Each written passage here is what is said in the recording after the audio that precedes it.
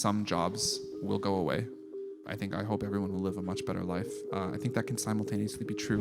Lui qui vous annonce que votre job va peut-être disparaître et qu'il faut être content, c'est Sam Altman, le CEO d'OpenAI. Vous savez, les gens derrière ChatGPT. Et il n'a pas complètement tort. L'intelligence artificielle menace pas mal de monde. Comme lui, que j'ai pas vraiment besoin de vous présenter. Elle aussi, c'est Jacqueline, ma prof de français. Ou encore lui, Hugo, mon pote en école d'art. On vous explique.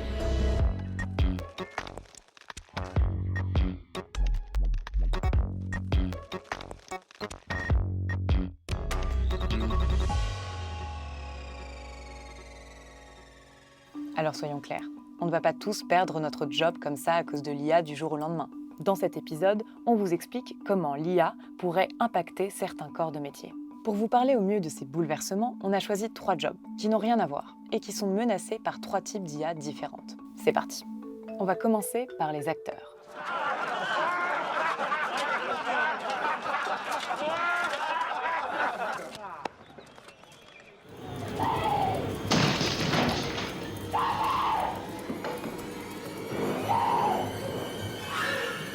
Here's Johnny. Les scènes qu'on vient de voir n'ont bien sûr jamais été tournées. Il s'agit là de deepfakes, des images générées par l'IA. Concrètement, on utilise la voix et le visage d'un acteur pour les prêter à un autre. Le truc, c'est que l'industrie du cinéma y voit là une mine d'or. Cet été, les studios hollywoodiens ont proposé de scanner les figurants pour éviter la galère des tournages et utiliser leur image à l'infini. Imaginez, pouvoir créer de toutes pièces des clones d'acteurs. Une proposition révolutionnaire selon les studios qui n'a clairement pas plu à tout le monde. We will not be having our jobs taken away and giving to robots. Quittons les étoiles d'Hollywood pour un métier un petit peu plus proche de nous, les enseignants. Alors non, nos profs ne risquent pas de tous se retrouver avec la tête de George Clooney. C'est une toute autre menace qui pèse sur le métier d'enseignant. Et elle s'appelle ChatGPT. Vous savez, le fameux programme de Sam Altman qui peut répondre à n'importe quelle question. On ne vous apprend rien, partout dans le monde, les étudiants exploitent déjà ChatGPT pour faire leurs devoirs ou tricher aux examens. Mais c'est plutôt les profs qui devraient s'inquiéter pour leur job. Pourquoi ? Eh bien, on a directement demandé à ChatGPT. Sophisticated AI programs will be used to provide highly personalized teaching tailored to each student. Mais dans l'état actuel des choses, est-ce que c'est vraiment possible ?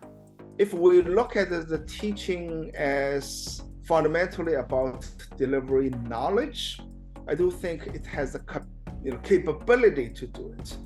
Lui, c'est Peng Chengxi, et c'est le doyen associé de l'Institut de technologie de Rochester aux États-Unis.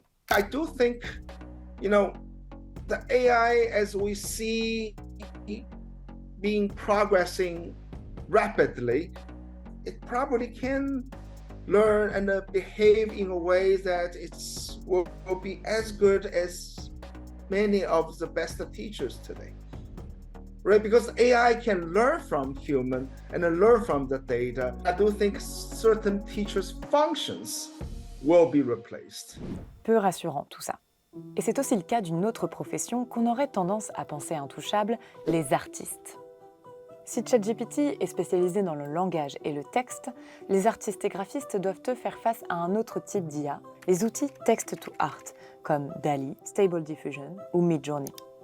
Avec ces plateformes, on part d'un simple texte. Il suffit de taper quelques mots décrivant la scène de notre choix et l'algorithme génère une ou plusieurs images correspondantes. Certaines de ces images ont même remporté des concours d'art et sont exposées dans des galeries.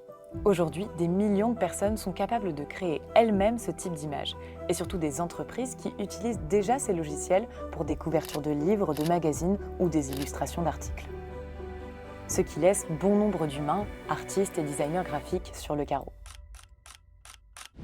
Vous l'aurez compris, certains corps de métier, ou du moins certaines de leurs missions, ont des chances de disparaître avec le développement de l'IA. Mais beaucoup de ces professionnels planchent pour plutôt trouver un moyen de s'adapter, ce qui pourrait aussi créer de nouveaux jobs. L'IA, ce n'est donc pas que ce grand méchant loup qui vient pour tout dévorer. On vous retrouve dans le prochain épisode d'AI 101 pour découvrir comment l'IA peut faire le bien.